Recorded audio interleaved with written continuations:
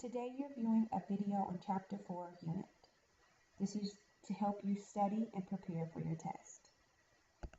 The first topic I would like to discuss is this equation y equals mx plus b. This equation is used to show a relationship between two variables that you should be quite familiar with. The first variable is your dependent variable, and the second is your independent variable. The independent variable resides on the x-axis, the dependent on the y. Also, when you're talking about relationships, you need to know what m is, and that is the slope, also known as the coefficient, the unit rate of change, and all of those terms we've discussed. B represents the y-intercept. This is where the line crosses the y-axis on the graph. So let's look at an example. Here you have a table, and it asks us to create an equation that represents the relationship shown in this table. So where do you start? We've discussed how you start by looking at the change in y, and you divide it by the change in x. So what change is taking place? Here, it's increasing by 2, and if you notice, it continues to do so. So, the change in y is just 2. Go to your x. Look here, it's increasing by 1 every time, so the change is 1. And simply divide those two, and you get 2 for your slope. So automatically, you should go ahead and put that 2 with the variable x. I also told you to come up with the y-intercept. You look at where x is 0 in your table. In this case, we do have where x is 0. So you just find the y value, and that is your y-intercept. Let's look at another example for graphing.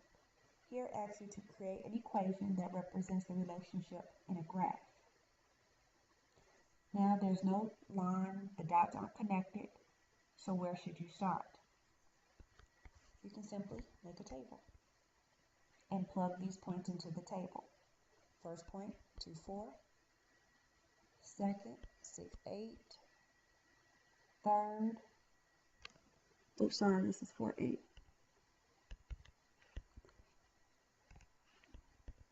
The third is 6, 12, and the fourth, 8, 16.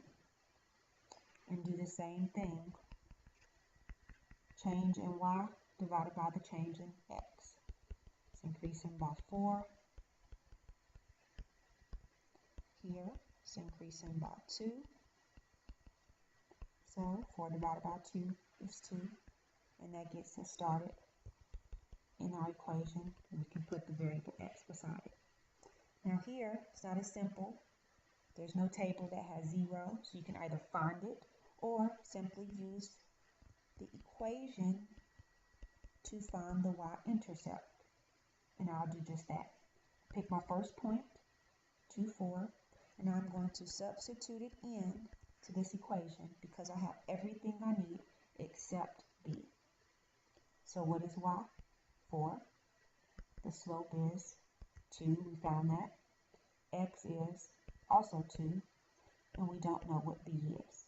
And here you have a very basic equation that you should be able to solve. I multiplied the 2's and got 4. And now I'll subtract to get the variable b alone. And I notice that b is 0. So going back to my equation, I'll leave it just like that. Y equals 2x. Simply because there is no y-intercept, and if I was to graph this or connect the dots, I would go through the y-axis and make it a little straighter than that, but you get the point. My y-intercept is 0.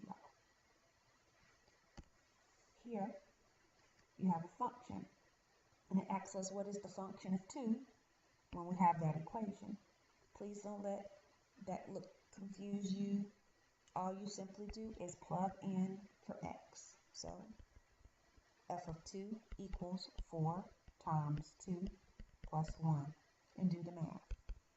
4 times 2 is 8. 8 plus 1 is 9. So f of 2 equals 9. Again, you're just plugging in for the value.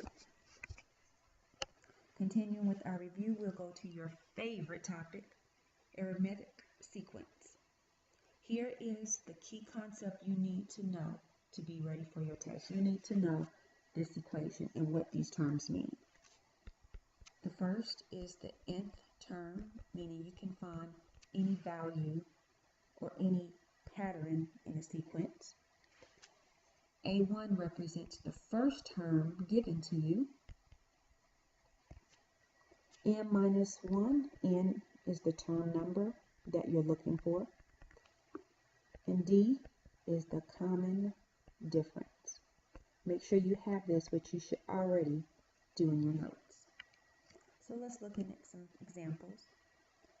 The first example, A, it asks to tell whether the sequence is arithmetic, and if so, what is the common difference? Well, before we know if it's arithmetic or not, we need to find the difference and see if it's common. We see that it's decreasing. It's going from 10 to negative 8. So let's find the pattern.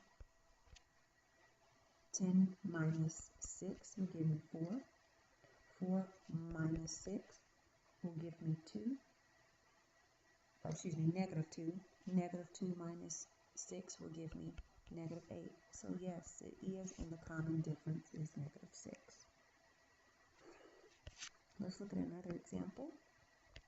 Let's find the common difference first. 8 to 15 plus 7. 15 to 22, also plus 7. 22 to 30 is not plus 7. Be plus 8. So right there, because of that, no, it is not an arithmetic sequence. Now, what about this? It says consider the sequence 7, 11, 15, 19, and it wants us to find the 10th term. Now you could keep going, you can look at the pattern and say, oh, the next number plus 4, dot, dot, dot. But you have that formula, that key concept that you can use. So let's use that to find the 10th term. What are we looking for? The 10th term. So my first value is A of 10 equals the next number represents the first term of the sequence, which is 7, plus parenthesis the term number that we're looking for, and in this case it is 10, minus 1 in parentheses, and we are trying to find the common difference D, which in this case is plus 4. So we put 4 here, and we simply do the math. Start with my parentheses first. 10 minus 1 is 9. 9 times 4 is 36. And 36 plus 7 is 43. And that will be the value for the 10th term. What is the ninth term of the arithmetic sequence defined by the rule? So here it gives us the rule. We just need to find the 9th term. So what should we do? We already see the common difference for us. All we have to simply do is put in the 9th term into the equation given. So A0 equals negative 14 plus 9 minus 1 times 2. Again, just do the math. Negative 14 plus 8 times 2. 8 times 2 is 16. Negative 14 plus 16 equals 2. And so that would be the value for the 9th term. I hope this helped prepare you for your test. You have your study guide. Please ask any questions if you have them to your teacher, and make sure you study.